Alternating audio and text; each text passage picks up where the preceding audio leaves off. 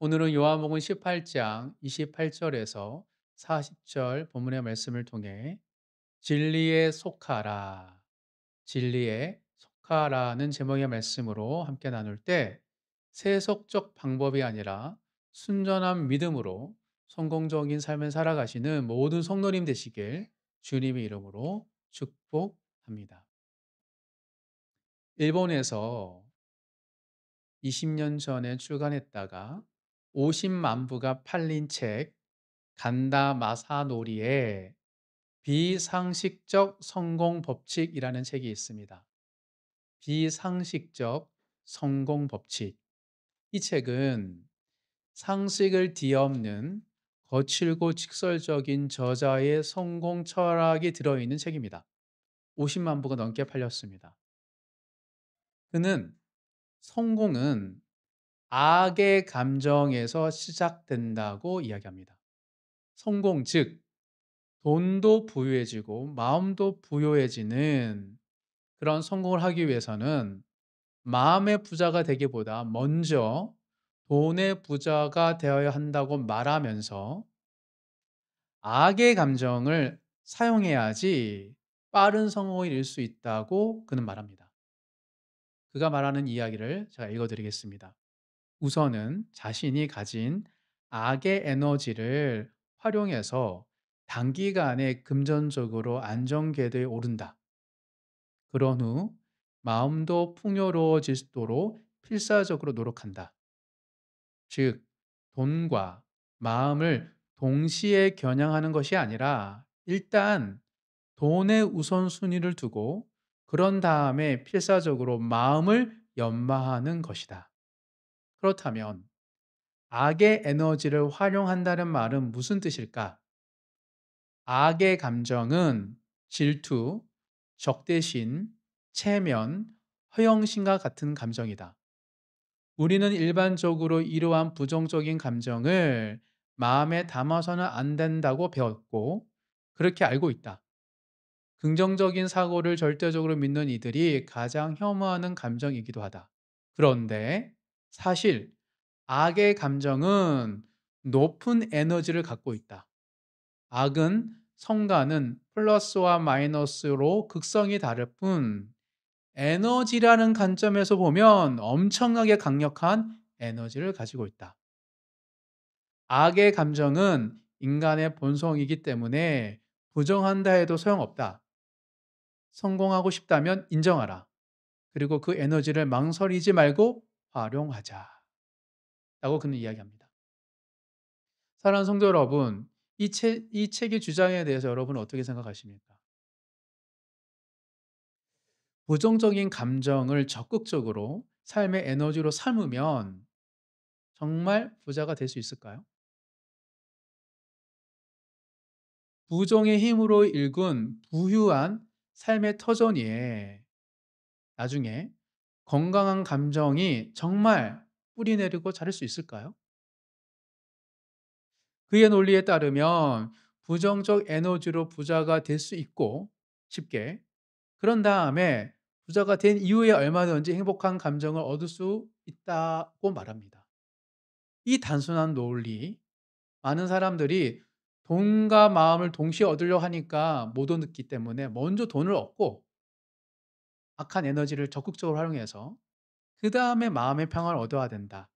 라는 그의 논리에 대해서 의문이 생깁니다. 아니, 이런 반문이 생깁니다. 현대인들의 마음과 정신이 점점 더 아픈 것이 질투, 적대심, 체면, 허영심과 같은 악의 감정을 오히려 지나치게 수용한 결과가 아닐까? 그렇지 않고서 자본주의 사회에서 인간의 마음과 정신이 지속적으로 아픈 이유가 도대체 무엇이란 말인가? 하는 의문이 듭니다. 악한 감정까지 에너지로 활용하려는 이 물질 만능주의가 우리 내면을 아프게 하는 것이기 때문이죠. 돈을 우선으로 삼고 내면을 뒤로 미뤘기에 많은 현대인들이 정신적인 질환과 아픔에 허덕이는 것이기 때문입니다. 역사상 가장 강력하고 풍요로웠던 로마 제국 시대에서 소위 성가한 인물 빌라도 총독의 모습을 통해 세속적 방법으로 부자가 된 이후에 과연 행복한 삶을 선택할 수 있을지에 대해서 함께 살펴보도록 하겠습니다. 오늘 본문에서 발견한 진리에 속하지 않는 자의 현실을 통해 세상적인 방법으로 부자가 되기보다 진리에 속하기를 더욱 소망하시는 모든 성도님 되시길 주님 이름으로 축복합니다. 오늘 본문은 예수님께서 체포당하시고 대제사장에게 신문을 당한 직후 로마 제국의 총독인 빌라도 총독에게 신문을 받으시는 내용입니다. 그런데 흥미롭게도 요한복음의 저자 사도 요한은 신문 당하시는 예수님보다 신문하는 빌라도 총독의 모습에 대해서 더 자세히 다루고 있습니다. 왜냐하면 모진 고문과 신문을 당하시는 예수님은 평안하신데 오히려 재판하는 빌라도가 갈팡질팡하고 있기 때문입니다. 왜 빌라도는 재판을 하면서 갈피를 잡지 못하는 것일까요?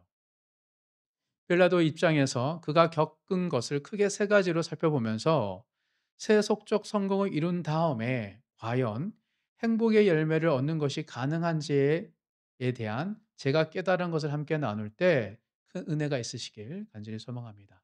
크게 세 가지로 살펴보겠습니다. 첫 번째입니다. 빌라도 총독을 통해 알 수 있는 세속적 성공의 실체 첫 번째는 원하지 않아도 악한 일에 얽힙니다. 원하지 않아도 악한 일에 얽히고 있습니다. 빌라도 총독은. 악한 감정의 에너지를 적극적으로 활용하여서 부와 성공을 이룬다면 부정적 생태계를 만들게 됩니다. 그리고 결국 그 안에 부정적인 생태계 안에 갇혀 버리게 되기 때문입니다. 오늘 본문 28절에서 32절까지 5절을 쭉 다시 한번 읽어보겠습니다. 빌라도가 어떻게 부정적인 생태계 안에 갇혀 버렸는지 한번 살펴보겠습니다. 28절입니다.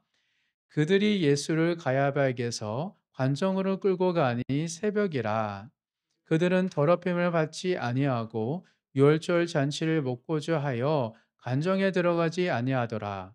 그러므로 빌라도가 밖에 나가서 그들에게 말하되 너희가 무슨 일로 이 사람을 고발하느냐? 대답하여 이르되 이 사람이 행악자가 아니었더라면 우리가 당신에게 넘기지 아니하였겠나이다. 빌라도가 이르되 너희가 그를 데려다가 너희 법대로 재판하라. 유대인들이 이르되 우리에게는 사람을 죽이는 권한이 없나이다 하니 이는 예수께서 자기가 어떠한 죽음으로 죽을 것을 가리켜 하신 말씀을 응하게 하려 함이로라. 로마 시대의 역사가 중에 유대인 사람이 있었습니다. 로마 시대의 역사가 유대인 요세푸스가 기록한 역사 기록물 중에 빌라도 총독을 다룬 이야기가 있습니다. 거기에 보면 빌라도 총독은 로마 사람인데 로마 평민 출신입니다. 즉 평민 출신으로 성공한 사람입니다. 출세한 사람이에요. 그는 유대 지역의 5번째 총독으로 부임하면서 황제 티베리우스의 신상을 가져왔습니다. 그리고 예루살렘에 황제의 신상을 세우려고 했습니다. 빌라도는 유대 공동체 예루살렘의 종교 감수성에 대해서 전혀 모르고 한 행동입니다. 자기의 빈약한 정치적인 기반을 다지기 위하여서 앞에 있는 4명의 총독이 못했던 황제의 신상을 예루살렘에 세우려고 했던 것이죠. 하지만 격렬하게 반대하는 유대인들의 저항에 며칠 동안 수백 명, 수천 명이 먹지 않고 머무고 반대함으로 말미암아 결국 실패하게 됩니다. 그를 요세푸스가 기록하고 있습니다. 그 이후 빌라도와 유대 종교 지도자들의 사이는 무척 좋지 않았습니다. 첫 단추부터 좋지 않았기 때문이죠. 그래서 그런지 빌라도 총독의 통치가 유독 다른 총독에 비해서 잔혹했다고 요세푸스 역사가는 평가합니다. 오늘 본문에서 보여지는 빌라도 총독과 대제사장들의 무리의 관계는 절대 우호적인 관계가 아닙니다. 빌라도 총독은 유대인 지도자들에게 양가 감정을 가지고 있었습니다. 절대로 협조하고 싶지 않은 마음, 내가 신상을 세우는 걸 적극적으로 반대했기 때문에 그래서 협조하고 싶지 않은 마음과 동시에 지배적인 관계를 맺고 싶은 마음, 이 두 가지 마음이 있었습니다. 즉 환심을 사고 싶었어요, 내가 지배하려면. 눈의 가시처럼 미워하면서 동시에 그들의 마음을 사서 자신의 총독의 업적을 크게 만들고 싶어 했기 때문입니다. 그래서 빌라도 총독은 처음에 예수님에 대한 재판을 하지 않겠다. 너희가 해라. 너희도 재판하잖아. 라고 말했지만 우리는 죽일 권한은 없다라는 말에 적극적으로 수용하고 재판을 합니다. 실상 유대인 사내들인 공회가 살해를 했어요, 돌을 던지면서. 그런데 지금 예수님을 죽였다가는 많은 민중에게 오히려 유대인 지도자들이 돌을 맞을 것 같아서 지금 누구에게? 총독에 넘기는 거예요. 그래서 돌 맞아 죽지 아니하시고 예수님은 공교롭게도 예언대로 나무에 달려 죽으신 겁니다. 즉 빌라도 총독은 다 알고 있었음에도 불구하고 이 양가 가정 때문에 안 하겠다 해 놓고 다시 예수님의 재판을 심문하는 것이죠. 즉 자신이 얼마나 강력한 존재인지를 드러낼 수 있는 기회였기 때문입니다. 또한 동시에 유대 지도자들이 자신의 손을 빌려서 죽이고자 한 예수에 대해서 호기심을 채울 수 있는 기회이기도 했기 때문이죠. 이처럼 빌라도 총독은 그가 이룬 성취, 자수성가, 그리고 더 이루고 싶은 그 큰 야망 때문에 결국은 대제사장들의 음모에 스스로가 빠져들게 되었습니다. 결국에는 그는 예수님의 십자가의 사건의 공모자가 된 것이죠. 사랑하는 성도 여러분, 여기서 알 수 있는 사실이 있습니다. 세속적 성공의 현실은 원하지 않아도 악한 일에 휘말리게 된다는 사실입니다. 자신이 원한다고 해서 부정적 힘으로 일구어 놓은 부정적인 생태계를 벗어날 수 없습니다. 그러기 위해서는 벗어나려면 자기가 이뤄놓은 모든 부를 부정하고 부인하고 내려놓아야 하기 때문입니다. 이것이 악의 감정, 세속적 방법으로 부를 이룬 사람들의 현실이고 그들의 실상입니다. 부를 포기하지 않는 이상 어쩔 수 없이 악한 일에 얽히고 설키게 되는 것이죠. 이게 첫 번째 빌라도 총독에서 살펴볼 수 있는 세속적 성공의 실체입니다. 두 번째, 빌라도 총독을 통해 알 수 있는 세속적 성공의 실체 두 번째는 진리의 냉소적인 사람이 됩니다. 세속적인 방법으로 성공을 이루게 되면 진리에 냉소적이게 된다는 것입니다. 빌라도 총독은 예수님에 대해서 진지한 관심을 가지고 있었습니다. 하지만 결국 믿지 못합니다. 33절 한 절 다 같이 읽겠습니다. 이에 빌라도가 다시 관정에 들어가 예수를 불러 이르되 내가 유대인의 왕이냐. 빌라도 총독의 감심사는 처음에 정치적인 통치와 안정이기 때문에 유대인의 왕이라면 자신의 통치에 큰 위험 요소여서 그가 첫 번째 한 질문은 너가 정말 유대인의 왕이야? 라는 질문이었습니다. 그래서 예수님은 대답하기 하면서 오히려 대묻습니다. 34절입니다. 읽겠습니다. 예수께서 대답하시되 이는 내가 스스로 하는 말이냐 다른 사람들이 나에 대해서 내게 한 말이냐. 즉 예수님이 이 빌라도의 질문에 대해서 두 가지로 나누면서 빌라도의 마음을 읽어주고 있는 것입니다. 너의 질문이 정치적인 관점에서 궁금한 거야? 위협을 느껴서 하는 질문이야? 아니면 유대 사회에서 말하는 유대인의 왕에 대해서 민중이 들썩들썩한 그 유대인의 왕에 대해서 메시아에 대해서 궁금한 거야. 라고 풀어서 설명해 주죠. 예수님은 빌라도의 질문에 대해서 성심성의껏 답해 주려고 오히려 그의 질문을 두 가지로 나눠서 물어보고 계십니다. 그러자 빌라도 총독은 약간 경직됐던 그의 말을 풀어서 다시 질문합니다. 35절입니다. 빌라도가 대답하되 내가 유대인이냐 내 나라 사람과 대제사장들이 너를 내게 넘겼으니 내가 무엇을 하였느냐.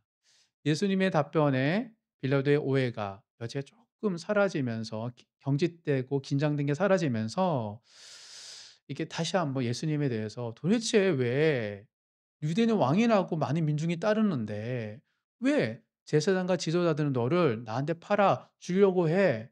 도대체 너는 무슨 일을 한 거야? 라고 질문하고 있는 것이죠. 그러자 예수님은 하나님의 나라에 대해서 빌라도 총독에게 이야기하십니다. 36절입니다. 예수께서 대답하시되 내 나라는 이 세상에 속한 것이 아니니라. 만일 내 나라가 이 세상에 속한 것이었더라면 내 종들이 싸워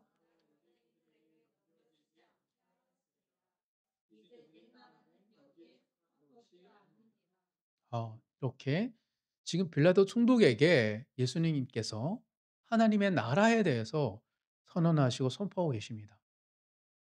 예수님은 처음부터 빌라도 총독에게 이 복음, 하나님 나라를 말하고 선포하려고 하셨던 것처럼 보입니다. 그러자 빌라도 총독은 정말 궁금한 것을 재차 묻습니다. 37절입니다. 빌라도가 이르되 그러면 내가 왕이 아니냐? 예수께서 대답하시되 내 말과 같이 내가 왕이니라. 내가 이를 위하여 태어났으며 이를 위하여 세상에 왔나니 곧 진리에 대하여 증언하려 함이로다. 무릇 진리에 속한 자는 내 음성을 듣느니라 하신대. 예수님께서 본인이 왕임을 드러내셨습니다. 그리고 왕이지만 세상의 진리를 증언하기 위하여서 세상에 오셨다라고 이야기하시죠. 즉 예수님의 답변에는 누가 진리입니까? 진리를 증언하기 위하여 오신 예수님이 진리 그 자체입니다. 오셨잖아요, 왕으로서. 진리 되신 예수님의 음성을 듣는다면 사람들이 알게 된다라고 말하셨습니다. 그런 진리 되신 예수님의 음성을 듣고 빌라도가 한 답변은 무엇입니까? 38절입니다. 빌라도가 이르되 진리가 무엇이냐 하더라. 이 말을 하고 다시 유대인들에게 나가서 이르되 나는 그에게서 아무 죄도 찾지 못하였노라. 진리 되신 예수님을 만났고 진리 되신 예수님께 복음을 들었지만 빌라도는 오히려 진리가 무엇이냐라고 반문할 뿐입니다. 왜 그렇죠? 37절에 의하면 진리에 속하지 않았기 때문입니다. 예수님의 선포와 예수님의 말씀을 듣고 믿는 자들은 진리에 속한 자들이지만 진리에 속하지 않는 자들은 예수님 진리를 듣고도 예수님이 진리이신데 진리가 무엇이냐고 누구가 아니라 무엇에 관심을 두기 때문인 것이죠. 그렇다면 왜 빌라도는 진리에 속하지 않아서 진리를 알 수 없었을까요? 그의 답변에서 찾아볼 수 있습니다. 빌라도 총독이 말한 진리가 무엇이냐는 말은 조금 상황과 정황상 구체적으로 어떤 의미인지를 이해할 수 없지만 보통 주석가들은 크게 두 가지 의미로 해석합니다. 첫 번째 의미, 지극히 세속적이고 현실적인 답변이다. 이런 거죠. 살아가는 데 있어서 진리가 무슨 의미가 있어? 내가 자수성가하고 여기까지 오기 때문에 이 권력을 유지하기 위해서 내가 얼마나 많이 정치적으로 여러 가지를 하고 있는데 진리가 무슨 의미가 있어? 라는 세속적인 답변. 이게 첫 번째 의미. 두 번째, 진리에 대한 불가지론자의 답변이라는 겁니다. 진리는 정말 깨닫기 정말 쉽지 않아. 진리에 대해서 누가 할 수 있단 말이야. 진리를 말하는 사람은 많지나 정말 그 진리가 참 진리인지를 어떻게 얘기할 수 있어라고 불가지론적인 답변이다라는 두 가지 해석이 있습니다. 둘 중에 어떤 답변이든 간에 빌라도 총독은 진리에 있어서 어떤 태도를 가지고 있어요? 냉소적인 태도입니다. 세속적인 답변이든 불가지론적인 답변이든 그는 냉소적이에요. 예수님에 대해서 진리에 대해서 그는 차가운 반응을 보이고 있습니다. 이걸 깨닫자 빌라도는 오히려 예수님을 풀어주려고 합니다. 왜냐하면 예수님이 자신처럼 정치 권력적인 인물이 아님을 알았기 때문이에요. 종교적이고 철학적인 인물임을 깨달았기 때문에 예수님을 풀어주려고 합니다. 사랑하는 성도 여러분, 여기서 알 수 있는 사실은 세상적인 방법으로 성공을 이루면 이룰수록 어떻게 된다? 진리에 냉소적인 사람이 된다는 사실입니다. 겉멋 술수로 권력을 얻고 이미지 메이킹으로 인기를 얻는 삶을 살다 보면 경적인 부를 얻을 수 있을지는 모르겠으나 삶과 진실에 대해서 분명 둔감하게 됩니다. 세속적인 가치관으로 성공을 추구하다 보면 빠른 성공을 이룰지 모르겠으나 하나님과 진리에 대해서는 점차 냉소적인 사람으로 변질되기 때문입니다. 이것이 바로 빌라도 총독에서 발견한 세속적 성공의 실체 두 번째 실체입니다. 마지막 세 번째입니다. 빌라도 총독을 통해 알 수 있는 세속적 성공의 실체 세 번째는 선의를 베풀어도 선의를 악한 결과를 얻습니다. 부정적인 생태계를 만들어 놓고 살아가는 사람들도 나름 선의가 있어요. 긍정적인 것들이 있어요. 좋은 것들이 있어요. 그걸 베풀지만 그에게 돌아오는 것은 선한 열매가 아니라 악한 열매라는 사실이에요. 39절 40절 다 같이 읽겠습니다. 유월절이면 내가 너에게 한 사람을